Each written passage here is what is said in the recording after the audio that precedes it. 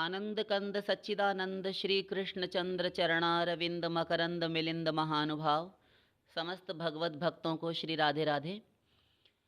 आज के प्रश्नों की श्रृंखला प्रारंभ करते हैं।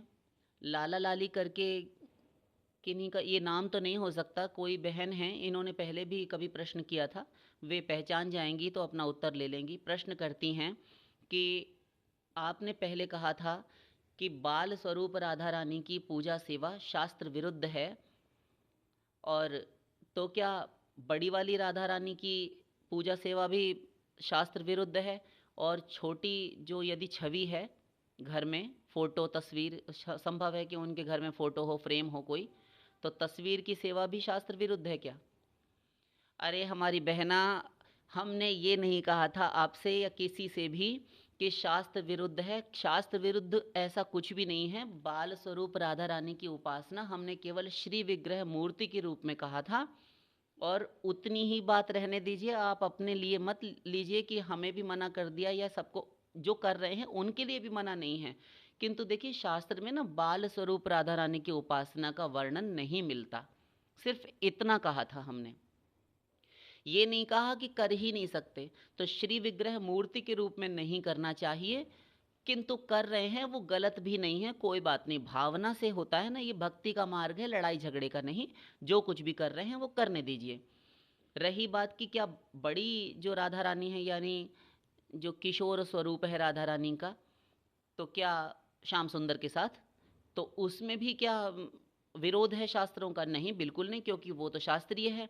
और जगह जगह पर हमारे वेदों, उपनिषदों से लेकर हमारे पुराणों तक में, अन्य अन्य आर्ष ग्रंथ, निबंध ग्रंथों में, और वैष्णवाचार्यों, रसिकाचार्यों के ग्रंथों से भी स्पष्ट झलकता है कि किशोरी राधा रानी का स्वरूप तो है ही शास्त्रीय। उसमें तो कोई दो राहे नहीं है। हमारे पुराणों में खचाखच भरा पड़ा है किशोरी जी का रूप सौंदर्य वर्णन। तो कर सकते हैं, करना चाहिए। और देखिए, एक नारद पुराण हमारा जो है, नारद पुराण, तो उसमें जब अष्टमी संबंधी व्रत आएंगे, अगर कोई पढ़ना चाहें तो ले सकते हैं, गीता प्रेस गोरखपुर से प्रकाशित नारद पुराण। उसमें जब अष्टमी तिथियों के व्रत आए हैं, 12 मास की अष्टमी तिथियां, तब जब भाद्रपद मास की कृष्णा अष्टमी आई तो वह तो हुई जन्माष्टमी। और जब शुक्ल पक्ष की भाद्रपद मास की अष्टमी का वर्णन आता है, तब उसमें भी यही वर्णन मिलता है कि एक सर्वतोभद्र मंडल बनावे और उसके मध्य में एक कलश स्थापना करे। कलश के ऊपर, मध्य भाग में कलश के ऊपर कोई ढक्कन, कोई पूर्ण पात्र रखकर उस पर श्री राधा रानी की स्वर्णमयी मूर्ति अथवा मूर्ति विराजमान करे। तो वह बाल मूर्ति के लिए, बाल प्रतिमा के लिए, बाल स्वरूप के लिए नहीं कहा। वहाँ पर भी जो हमारी किशोरी राधा रानी, किशोर रूप है, यानी टीनेज में जिसे कहते हैं, ऐसी ही राधा रानी का स्वरूप वर्णन है और समस्त शास्त्रों में। रही बात बाल स्वरूप की, तो वो जो है ना, कीर्ति कुमारी जब बनकर प्रकट हुई हैं बरसाने में श्री वृषभानु जी के घर, तो वहाँ पर वो उनकी बालिका बनकर आई हैं, किंतु वैसा वर्णन कहीं नहीं मिलता कि बाल स्वरूप में राधा रानी का जो है पूजा सेवा, उनकी उपासना आदि किया जाए। किंतु यदि आप करते हैं तो गलत नहीं है, फल अवश्य मिलेगा। और जब आप राधा अष्टमी मनाएं, तब आप यदि राधा रानी किशोरी को यदि झूले में बैठाते हैं, तब लाली को आप जो श्री मूर्ति है आजकल कांस्य की, यानी कांस्य का अर्थ होता है ब्रास की, यानी अष्ट धातु या पीतल की मूर्तियाँ बहुत चलन में हैं, तो आप वो भी पधरा सकते हैं। और बाल स्वरूप बालिका राधा रानी का श्री विग्रह या फिर एक चित्रपट मूर्ति वो भी झूले में रख सकते हैं, ऐसा भी कर सकते हैं। किंतु झूले में बैठाना राधा रानी का शास्त्र में नहीं मिलता।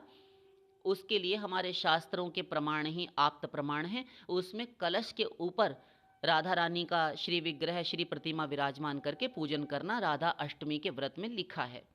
किंतु करना ही नहीं है, कर ही नहीं सकते, ऐसा भी नहीं है, हठ धर्मी नहीं है। तो आशा करते हैं बहन आपको उत्तर मिल गया होगा। सब सेवा कर सकते हैं। और बड़ी वाली राधा रानी पूछा, तो उसके लिए विरोध हमने कहाँ किया? ऐसा तो हमने नहीं कहा। आप एक बार फिर से देखिए, अगर जहाँ जिस वीडियो में भी आपने देखा हो, हमने ऐसा कहीं नहीं कहा। हमें अपनी शब्दावली भली भांति याद है। आराम से सेवा कीजिए, कोई खटका, कोई भय, कोई डर नहीं, कोई संदेह मत रखिए। सदा कल्याणकारिणी है राधा रानी की उपासना। आशा करते हैं आपको उत्तर मिल गया होगा। अगला प्रश्न लेते हैं। क्या श्री भगवान और राधा रानी का आश्रय लेने पर एकादशी का व्रत करना चाहिए या नहीं? कुसुम लता जी प्रश्न करती हैं, कुसुम लता सिंह जी। तो देखिए बहन अथवा माता जी हैं, जो भी हैं, वे प्रश्न का उत्तर ले लें। श्री भगवान और राधा रानी का आश्रय लेने पर एकादशी व्रत करना ना करना कोई ऐसी बात नहीं है कि करना ही होगा। ये देखिए हमारा गौड़ीय संप्रदाय और निम्बार्क संप्रदाय आदि जो हैं, इनमें कुछ खास खास जो विशेष संप्रदाय हैं उनमें ही एकादशी का व्रत जो है बहुत उनका सख्त प्रावधान है, चलन है कि वे करते ही करते हैं। और विशेष रूप से हमारे गौड़ीय संप्रदाय में जो श्रीमन महाप्रभु का चलाया हुआ संप्रदाय है, उसके जो प्रधान प्रधान आचार्य हुए हैं, भगवत प्राप्त संत हुए हैं, और अद्यावधि जो अभी भी कुछ संत हैं, वे सब करते हैं और करना ही पड़ेगा एकादशी व्रत। हमारे भक्ति रसामृत सिंधु, हरि भक्ति विलास, अन्य अन्य ग्रंथों के अनुसार एकादशी व्रत अवश्य करणीय है, उसको लांघना नहीं चाहिए, ऐसा कहा। किंतु जहाँ एक और ये 4 विशेष संप्रदाय हैं, किंतु उनमें से विशेष रूप से वैष्णव संप्रदायों में एकादशी व्रत का चलन है कहा गया, तो वहीं पर कुछ संप्रदाय ऐसे हैं जो हमारे इन 4 संप्रदायों से बाहर हैं, उनको विशेष रूप से नहीं गिना जाता, किंतु वे भी आचार्यों के द्वारा ही अनुमोदित हैं और उनके आचार्य भी कोई अलग से नहीं आए, वे भी भगवत प्राप्त श्रोत्रिय ब्रह्मनिष्ठ महापुरुष ही थे। जैसे कि हमारा श्री श्री राधा वल्लभीय संप्रदाय हरिवंशी संप्रदाय है, तो वे स्वयं साक्षात सहारनपुर में, सहारनपुर करके आप स्थान सुनते हैं, वहाँ पर भगवान श्री कृष्ण की मणियों और रत्नों से जटित जो साक्षात भगवत पार्षद हैं, भगवान की मुरली केवल मुरली रूप में ही नहीं, वह जब चाहे रूप धारण कर सकती हैं। भगवान के हाथों की कर कमलों की अंगूठियाँ, उनके एक एक वस्त्र आभूषण सच्चिदानंद में चिन्मय होते हैं, अप्राकृत होते हैं। ये भगवत पार्षद होते हैं जो भगवान के वस्त्र आभूषण होते हैं, भगवान के श्रृंगार के रूप में इनको श्री अंगों पर स्थान मिलता है। ये विशिष्ट कृपा पात्र महापुरुष होते हैं। वैसे ही हमारी मुरली जी हैं, ये हमारी हित सजनी हैं, ये हमारी मुरली जो हैं ये वंशी भगवान की, तो ये उतरी थीं, इनका संप्रदाय चलाया हुआ, तो ये साधारण नहीं है, कोई भी इनको हल्के में ना लें। और जो एकादशी व्रत करते हैं वे करते रहें, जो एकादशी नहीं करते उनको देखकर दुर्भावना ना करें कि इनका तो कोई संप्रदाय ही नहीं है। ऐसे कैसे संप्रदाय नहीं है? अपराध मत कीजिए, बकवास मत कीजिए, ठीक। तो एक हमारा ललिता महारानी का हरिदासी संप्रदाय है, और एक राधा वल्लभीय संप्रदाय है। तो इनमें एकादशी नहीं होती। यहाँ तो सूर्य चंद्र ग्रहण, यहाँ पंगत बैठी है, साधु भोज हो रहा है, वहाँ सूर्य ग्रहण पड़ रहा है, चंद्र ग्रहण पड़ रहा है। राधा रानी के निज महल में नियम थोड़ी चलेंगे, ऐसा भी है। तो जो जिनके आचार्य हैं उनके आप्त प्रमाण ही, जो वाक्य अनुमोदित हैं जो उनके द्वारा, वही पालनीय हैं, वही करणीय हैं। तो अपने एक संप्रदाय से जुड़ने के बाद एक विशेष संप्रदाय मिल जाता है, हम निगुरे नहीं रहते, तो हमारे गुरुओं के जो आदेश हों वो पालन करने चाहिए। अब रही बात आपके इस प्रश्न की कि क्या राधा रानी प्रियालाल जी की शरण लेने के बाद भी एकादशी करनी ही करनी है, तो देखिए इसमें 2 बातें हैं, यद्यपि आधा उत्तर तो इसी में हमने दे दिया, विशेष रूप से सुनते चलिए। सभी भक्तों के लिए है जो जो इसको सोचकर इस प्रश्न को विशेष रूप से कुसुम लता जी ने पूछ लिया, किंतु ये सभी साधक साधिकाओं, भक्तों और जितनी भी हमारी सत्संगी बहन और हमारी माताएं हैं, सभी के लिए है। सब एक ही बार में सुन लीजिए। देखिए, राधा रानी और श्याम सुंदर का प्रेम, श्री श्री प्रियालाल जी का प्रेम, ये ऐसा नहीं है कि राधा रानी हम एकादशी करेंगे तो प्रसन्न होंगी, एकादशी नहीं करेंगे तो अप्रसन्न होंगी। राधा वल्लभीय संप्रदाय में एकादशी राधा रानी ने मना कर रखी है तो नहीं कर सकते, और साथ साथ हमें प्रसाद ग्रहण करना है तो राधा रानी प्रसन्न होंगी। और गौड़ीय संप्रदाय में आ गए, एकादशी करनी ही करनी है, हमने यदि वहाँ पर एकादशी का उल्लंघन किया, अतिक्रमण किया, तो राधा रानी नाराज हो जाएंगी, रुष्ट हो जाएंगी। ऐसा नहीं होता, या ठाकुर जी नाराज हो जाएंगे। इतना तो आप समझ गए। दोनों में ही समान रूप से प्रियालाल का, श्याम सुंदर और राधा रानी का प्रेम, लाडली लाल का प्रेम आपको मिलता है। हमको थोड़ा संदेह है कि हमने यदि एकादशी छोड़ दी, राधा वल्लभी में आ गए तो गड़बड़ हो जाएगी, और यदि हमने एकादशी की तो गौड़ीय संप्रदाय में आ गए तो राधा रानी नाराज़ हो जाएंगी कि नहीं, हमारे वाले संप्रदाय में तो विशेष रूप से राधा ही पूजनीय है, राधा वल्लभी में तुम हमारे वाले संप्रदाय से नहीं हो, है ना, तब फिर हम तुम पर विशेष रूप से कृपा नहीं करेंगे। ऐसा कुछ भी नहीं है, दोनों ही मिलते हैं। अब शास्त्रीय उदाहरण बोलकर हम समझा रहे हैं, समझते चलिए, थोड़ा होश में बैठिए, संभल कर देखिए। राधा वल्लभीय संप्रदाय में, हरिवंशी संप्रदाय में क्या है कि राधा रानी ही वहाँ की आचार्य हैं और गुरु हैं। उन्होंने ही निज मंत्र की घोषणा की थी, और वही उन्होंने प्रदान भी किया। तो एक तो वो हुआ, तो उस संप्रदाय का नियम वहाँ है। अभी हम गौड़ीय को लेकर चलें, तब गौड़ीय में भी राधा रानी की पूर्ण कृपा होती है। गौड़ीय में तो खचाखच भरा पड़ा है। कितने भगवत प्राप्त संत हुए जिन पर राधा रानी की कृपा हुई। राधा रानी ने प्रत्यक्ष प्रकट होके, एक संत थे, उन्होंने ठान लिया कि हमको अभी तक इस प्रश्न का उत्तर नहीं मिला और हमें वही विशेष रूप से हम कभी फिर देंगे, वीडियो डिटेल हो जाएगी, बहुत ज़्यादा बृहद हो जाएगी। तो वे आत्महत्या करने के लिए राधा कुंड में कूदे। राधा रानी ने आकर प्रत्यक्ष उबार लिया और उनको दीक्षा दे दी, राधा कुंड के जल में ही। लीजिए, ये गौड़ीय संप्रदाय में हो रहा है। वे एकादशी करते थे। अब राधा रानी ने शर्त क्यों नहीं लगाई कि क्यों जी, तुम हमारे राधा वल्लभी हरिवंशी संप्रदाय से नहीं हो, इसलिए हम तुम पर कृपा नहीं करेंगी। अभी और सुन लीजिए। देखिए, हमारे रघुनाथ दास गोस्वामी जी थे, इतनी भजन में निष्ठा, गुरु निष्ठा, कि वे वृंदावन में भजन कर रहे थे। तो राधा रानी ने जब देखा कि इतना भजन कर रहे हैं, और ज्येष्ठ मास की तपती, आप रघुनाथ दास गोस्वामी जी की जीवनी बायोग्राफी पढ़ लीजिएगा, तब आपको मिलेगा। रघुनाथ दास गोस्वामी ज्येष्ठ मास की तपती हुई दोपहरी में, टीका टीक दोपहरी में भजन कर रहे हैं, और वहाँ पर राधा रानी सखियों के साथ, क्योंकि वृंदावन तो राधा रानी का घर है ना, तो आप अपने घर के किसी भी कक्ष में कहीं पर भी स्वतंत्रता से घूमते रहते हैं। ऐसे ही किशोरी जी कहीं पर भी घूमे, सखियों के साथ विहार करें। तो अकस्मात किशोरी जी वहाँ से, उनका निकलना हुआ। तो किशोरी जी देखती हैं कि मेरा भक्त हरे राम हरे कृष्ण महामंत्र का भजन कर रहे थे, वे रघुनाथ दास गोस्वामी जी तो भजन कर रहे थे। अच्छा, इनके गुरु प्रतिदिन कहते थे, लोकनाथ गोस्वामी, ए रघुनाथ, हाँ महाप्रभु, आप ऐसा करो कि तुम मढ़ैया बनाओ, कोई झोपड़ी बनाओ, कोई छोटी सी कुटिया बनाओ, उसमें बैठकर भजन करो। ये सुनते नहीं थे। क्या गुरुजी तो वैराग्य वाले थे, इसीलिए गुरुजी भी अधिक नहीं कहते थे, कोई गुरु आज्ञा की अवज्ञा नहीं करते थे, किंतु कुटिया नहीं बनाते थे। गुरुजी कई दिन से इनसे कह रहे थे कि तुम बनाओ बनाओ, ये नहीं बनाते थे, ऐसे भजन करते थे। तो गुरु बड़े प्रसन्न थे इन पर। किंतु एक दिन क्या हुआ कि ये भजन कर रहे थे, इनकी इतनी भजन में निष्ठा कि राधा रानी जब दोपहरी में निकली तो देखा कि इन पर सीधा सीधा सूर्य का ताप, प्रकाश पड़ रहा है, और पसीने स्वेद बिंदु चुचु आ रहे हैं पूरे शरीर से, और बेहाल हो गया पूरी शरीर की, मतलब जो टैनिंग हो जाती है ना, सनबर्न हो जाता है, वो हो गया। अपार करुणामयी, वात्सल्यमयी, दयामयी राधा रानी, किशोरी जी को दया आ गई। और देखिए कितनी सुकुमार राधा रानी हमारी, और उन्होंने अपनी ओढ़नी, जो चुनरी ओढ़ रखी थी, वह उतार ली तुरंत।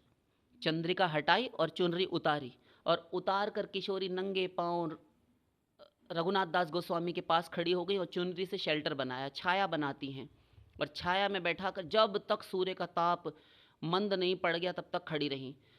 तो उधर गुरु उनके जो थे लोकनाथ गोस्वामी, वे भी भजन कर रहे थे। तो जब वे निकले शाम को, उन्होंने कहा शाम का अपना संध्या वंदन करने का समय हो गया, थोड़ा स्नान करें। देखा तो रघुनाथ दास गोस्वामी भजन कर रहे हैं, किशोरी जी खड़ी, उनको होश ही नहीं, इतनी भजन में तदाकार मंत्राकार वृत्ति। तो वो चुप रह गए, लोकनाथ गोस्वामी चुप हो गए, बिल्कुल बोले नहीं उस समय। किंतु किशोरी जी चली गई, और उन्होंने इशारा कर दिया मुख पर उंगली रख के, लोकनाथ तुम बोलना मत, कुछ मत बोलो, तुम्हें हमारी कसम बोलना मत। तो लोकनाथ जी उस समय तो चुप रह गए कि किशोरी जी मना कर रही हैं। खैर किशोरी जी चली गई। फिर एक बार की बात है, अब रोज़ तो कहते थे गुरुदेव कि देखो तुम कोई झोंपड़ी बनाओ, नहीं बनाते थे।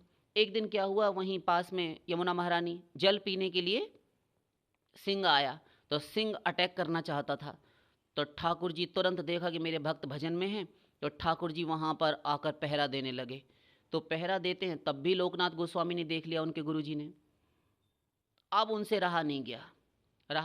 तब उन्होंने एक दिन डांट मारी उनको, ए रघुनाथ, तुमसे हम रोज कह रहे हैं, तुम सुनते नहीं हो कुछ भी, और तुमको शर्म नहीं आता है। तो बोले कि क्या हुआ गुरुजी, हम क्या हुआ अपराध हुआ कुछ बताइए। चरणों में पड़ गए, कह रहे अपराध तुमसे नहीं हुआ, किंतु ये अपराध सरीखा ही हमको लगता है। क्या हुआ महाराज बताइए। कह रहे हैं कि हम तुमसे कितने दिन से झोपड़ी बनाने के लिए कह रहे हैं कि अंदर सुरक्षित रूप से कम भजन तो करोगे। प्रभु बताइए क्या अपराध हुआ। तो कहते हैं उस दिन हमने देखा किशोरी जी आकर, जिनकी सेवा हम इष्ट आराध्य की करते हैं, प्रियालाल की, वे आकर कभी तुम्हारी सिंह से रक्षा कर रहे हैं, और कभी प्रिया जी आकर तुम्हारे ऊपर शेल्टर बना रही हैं अपनी चुन्नी उतार कर। उनको कितना ताप लगा, दिन भर खड़ी रही, हमने तुमको बताया नहीं, उन्होंने इशारा कर दिया मुख पर उंगली रखकर, तो हम कुछ नहीं बोले। तुम इष्ट आराध्य की हम लोग सेवा करते हैं, उनसे हम सेवा ले रहे हैं, बताओ। जब ये सुना तो हृदय विदीर्णकारी करुण क्रंदन करने लगे, प्रभु आपने उसी समय क्यों नहीं बताया। अरे हम बता देते, किशोरी जी ने मना कर दिया था। ठीक है, बस उसी समय उन्होंने जाकर झोपड़ी बनाई और अंदर बैठकर भजन करने लगे। तो देखिए ये गौड़ीय संप्रदाय में हो रहा है, एकादशी करने वालों पर, एकादशी ना करने वालों पर समान रूप से कृपा है, समान कृपा है प्रियालाल जी का। और देखिए गौड़ीय संप्रदाय में ही हमारे मंजरी भाव की उज्जवल उन्नत रस की उपलब्धि है, अंतिम रस पराकाष्ठा का मंजरी भाव, मंजरी उपासना। तो देखिए कहाँ ये आप चक्कर में पड़े हैं कि नहीं भजन कर सकते और वो हम एकादशी करना ही करना है। अब एक और उदाहरण सुनते चलिए। देखिए जो नियम किसी एक स्थान पर किसी व्यक्ति विशेष के लिए होता है, वही दूसरे स्थान पर बदल जाता है परिस्थिति विशेष में। हम नहीं समझे मतलब ये कि देखिए आप और किसी संप्रदाय में रहिए, किसी भी मंदिर जाइए, वहाँ एकादशी आपके लिए अवश्य करणीय है, कर्तव्य है, धर्म है। किंतु आप जगन्नाथ जी में जाइए, तब जिस दिन एकादशी होगी वहाँ पर आपको उस दिन अन्न विशेष रूप से, और विशेष रूप से चावल में तो सभी प्रकार के अन्नों का समावेश होता है। उस दिन आपको विशेष रूप से भात और जगन्नाथ जी की खिचड़ी ये सब मिलेगा, आपको दिया जाएगा। और यदि आपने कहा कि हम आज एकादशी के व्रती हैं, उपवासी हैं, तब फिर आप पापी हो जाएंगे तुरंत, क्योंकि आपने जगन्नाथ जी के प्रसाद की अवहेलना, अवमानना कर दी। जैसे राधा वल्लभी संप्रदाय में आपको एकादशी के दिन प्रसाद ग्रहण करना है, उच्छिष्टामृत भुक्त वैव, राधा रानी आपका उच्छिष्टामृत हम ग्रहण करती हैं, करेंगे, आपको भोग लगा लगा कर हम पाएंगे प्रसाद, लीजिए। जो एक संप्रदाय में एक स्थान पर धर्म कहा है, वहीं वहां विधर्म बन जाता है, विकर्म हो जाता है, कर्म विपाक बन जाता है। तो आप समझ गए। देखिए एक बहन है, छोटे भाई बहन बड़े हुए पलकर, किंतु अब विशेष परिस्थिति, जब वे टीनेज में आ गए, 13-14 साल के हो गए, अब बहन का एक प्रकार से शास्त्रीय नियम तो यही है कि अपनी माता के साथ, अपनी बहन के साथ, पुत्री के साथ भी एक कमरे में पुरुष वर्ग ना सोए।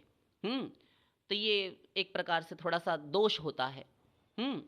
तो ऐसे ही हमारे जो संप्रदाय के आचार्य हो गए हैं, हम किसी संप्रदाय से जुड़े, हम किसी आचार्य को बनाएं पकड़कर गुरु, और ऐसा नहीं है कि हम गौड़ीय में ही चलेंगे तब हमें एकादशी करने से ही प्रसन्नता होगी, हम राधा वल्लभी हरिदासी संप्रदाय से हैं तभी हमें प्रसन्नता प्राप्त होगी। नहीं, प्रसन्नता रस जो है, कृपा है, वह भरपूर है, जो कि त्यों, किसी में भी कमी नहीं है। हम देखें कि हमारा मन किशोरी जी के अथवा प्रियालाल के कौन से स्वरूप के प्रति आकर्षित होता है, खींचता है, बस हमारे लिए वही है। सब संप्रदाय समान हैं, सब में रस समान है, सब में पूर्ण है, कृपा पूर्ण है, रूप स्वरूप पूर्ण है, उपासना परिपूर्ण है और आनंद परिपूर्ण है। इसलिए कोई भेद मत कीजिए, नामापराध हो जाएगा। सब संत, सब ग्रंथ, सब संत, सब पंथ, सब भगवंत, सब के स्वरूप एक हैं और सिद्धांत में सब एक हैं, ये बात समझे रहिए। अगला प्रश्न लेते हैं। नारायण नाम का जप करता हूँ, किंतु प्रेम श्री कृष्ण के चरणों में है, मुझे क्या करना चाहिए। मुझे गुरुदेव से नारायण मंत्र मिला है। देखिए नारायण नाम जप कीजिए, चाहे राधा वल्लभ कीजिए, चाहे राधा कृष्ण कीजिए, चाहे गोपीजन वल्लभ कीजिए, चाहे राम कीजिए, कृष्ण कीजिए, गोविंद कीजिए, कुछ भी जपिए, सब नाम समान हैं। आप एक ही पर्सनैलिटी से जुड़े हुए हैं, आप एक ही पर्सनैलिटी को बुला रहे हैं, उन्हीं का आवाहन कर रहे हैं, उन्हीं को पुकार रहे हैं। पहले तो ये बात अपने मन मस्तिष्क में भरिए, अपने हृदय को इस भाव से आपूरित कीजिए कि मैं जो नाम ले रहा हूँ वह मेरे प्रियालाल का, मेरे ठाकुर जी का, मेरे श्री राम का, मेरे प्रभु का ही नाम है। बस आप घर में भी एक ही पर्सनैलिटी के कई कई नाम रख लेते हैं, किसी को कोई नाम तो कुछ बहुत अच्छा सा है किंतु निक्कू रख लेते हैं, किसी का कुछ रख लेते हैं, किसी का चिंटू रख देते हैं। तो ये आता तो वही है और उसके मूल नाम से आप बुलाएंगे तब भी वही आएगा। तो ऐसा नहीं है कि आपने नारायण नाम आपको गुरुदेव ने दे रखा है तो आप नारायण नाम जपते हैं, श्री कृष्ण में प्रेम है। श्री कृष्ण प्रेम पूर्ण रूप से आपको मिल जाएगा, आप नारायण नाम जपते रहिए, हम आपको चैलेंज करते हैं, वचन देते हैं। फिर भी आपकी शंका का विशेष रूप से निराकरण करते चले, जिससे आपको शास्त्रीय उदाहरण मिल जाएगा, तो आपको ये तब भी होगा कि हाँ, इन्होंने अपनी तरफ से ही हमको बरगला नहीं लिया। शास्त्रीय उदाहरण ले लीजिए। नारायण नाम नरो नराणाम प्रसिद्ध चौरः कथितः पृथिव्याम अनेक जन्मार्जित पाप संचयम हरत्य शेषम श्रुतमात्र एव। इसका अर्थ क्या है? जो पृथ्वी में नारायण नाम अर्थात श्री कृष्ण नाम है, वह नाम रूपी प्रसिद्ध चोर है। भगवान का नारायण नाम प्रसिद्ध चोर कहा गया है इस पृथ्वी में। क्यों? क्योंकि वह कानों में प्रवेश करने के साथ ही मनुष्यों के अनेक जन्मार्जित जितने पाप संचय किए हुए हैं, जितनी पापों की पूंजी आपने ये नकदास इकट्ठी कर रखी है ना, सबको श्रुतमात्र एव हरत्य शेषम, अशेष रूप से हर लेता है, सारे पापों को जलाकर भस्मसात कर डालता है। श्रुतमात्र एव, सुनने मात्र से। फिर जपने का तो क्या फल कहा जाए। तो आप समझ गए कि भगवान का नाम सदा लेना चाहिए और आपको किसी प्रकार की शंका नहीं करनी चाहिए। गुरुदेव से जो मंत्र मिला है आप वही जपिए और साथ साथ श्री कृष्ण के चरणों में प्रेम है, अति उत्तम बात है। एक उदाहरण और ले लीजिए। देखिए, श्रीमद् भागवत जी में श्री कृष्ण क्रिया योग सार कहा, तो 11वें स्कंद में आपको मिल जाएगा। तो उसमें उद्धव जी से कहते हैं, जब क्रिया योग सार कहते हुए आगे बढ़े, तब भगवान कहते हैं मेरे अष्टाक्षर मंत्र ओम नमो नारायणाय, इस मंत्र का जप करे अष्टोत्तर शत अथवा 1008 बार। तो भगवान स्वयं श्री कृष्ण कह रहे हैं, और मेरी चतुर्भुज मूर्ति शंख चक्र गदा पद्म वनमाला किरीटधारी ऐसे मेरे स्वरूप का ध्यान करे। तो देखिए, श्री कृष्ण कह रहे हैं एक ही बात है, एक ही बात है, आप शंका मत रखिए। आशा करते हैं आपको उत्तर मिल गया होगा। अगला प्रश्न लेते हैं। भाई हैं, बहुत दिन से कह रहे हैं कि मेरा प्रश्न ले लीजिए, तो भैया आप जो भी हैं हमें क्षमा कीजिएगा, आपने प्रश्न किया। देखिए, हम इसलिए नहीं लेते अब किसी किसी के प्रश्न, क्योंकि कई लोग हैं ना अपने आप को बीमार और रोगी बताते हैं। 2-3 लोगों के हमने उत्तर दिए, बहुत बड़ी बृहद वीडियो हो जाती है और फिर हमारा भी समय नष्ट होता है। हम तो उनको अपना अमूल्य समय निकाल कर देते हैं और वे लोग आकर नीचे ये अपना प्रश्न भी नहीं लेते और फिर वो गायब हो जाते हैं। तो अब कम से कम 2 से 3 बार जब तक हमसे कोई नहीं कहा करेगा तो हम नहीं लिया करेंगे। किन्हीं को बुरा लगे तो वे हमें क्षमा करें, हमें हमारी निंदा करें, हमें गालियां दें, कोई बात नहीं, किंतु अब 2-3 बार जब तक कोई प्रश्न नहीं करेंगे अथवा नहीं करेंगी तब तक हम उत्तर नहीं देंगे। और जिन जिन का, बाकी लोगों का तो आप एक बार में दे देते हैं, तो बाकी उनका इसलिए दे देते हैं क्योंकि हमको पता है वो हमसे पहले से ही जुड़े हुए हैं और वे उत्तर लेते ही लेते हैं। वे आकर नीचे बच्चे बताते हैं, स्टूडेंट्स विद्यार्थी जो हैं हमारे शिष्य हैं, ये भी बता ही देते हैं सत्संगी लोग कि उनके उत्तर आ गए नीचे, उन्होंने कमेंट में अपनी टिप्पणी की है। तो एक प्रतिक्रिया देना आवश्यक होता है जिससे हमें ये लगे कि हाँ, हमारा जो प्रयत्न था वह सफल रहा। तो आपने मांगा है तो आपको उत्तर दे रहे हैं। आपका प्रश्न है कि श्रीमद् भागवत का मैं श्री जी की कृपा से एक पेज 8-10 श्लोक श्रीमद् भागवत जी का डेली पाठ करता हूँ। उसमें अगर श्लोक पढ़ने में अशुद्धि हो तो क्या करें जिससे पाप न लगे। हिंदी में भी उतना पाठ करता हूँ। तो देखिए, पाप तो कुछ नहीं होता। यदि सुस्पष्ट रूप से संस्कृत का उच्चारण सस्वर ना पाठ हो सके तब कोई बात नहीं है, भाव ही देखा जाता है। भाव शौचम परम स्मृतम भावग्राह्य मनीडाख्यम भावाभावकरम शिवम। भगवान केवल भाव देखते हैं, भावग्राही जनार्दन। ये सारे श्लोक कह रहे हैं भगवान केवल भाव ग्रहण करते हैं। रही बात संस्कृत में स्पष्ट उच्चारण नहीं होता, तो देखिए श्रीमद् भागवत जी में सभी तो नहीं किंतु बहुत सारे श्लोक ऐसे हैं जो एक पंक्ति में एक ही लाइन में दिए गए हैं। तो उसमें पद विभाग पूर्वक एक एक पद को अलग करते हुए पाठ करना यह साधारण मनुष्य के बस की बात नहीं है, ये तो आचार्य लोग ही कर सकते हैं।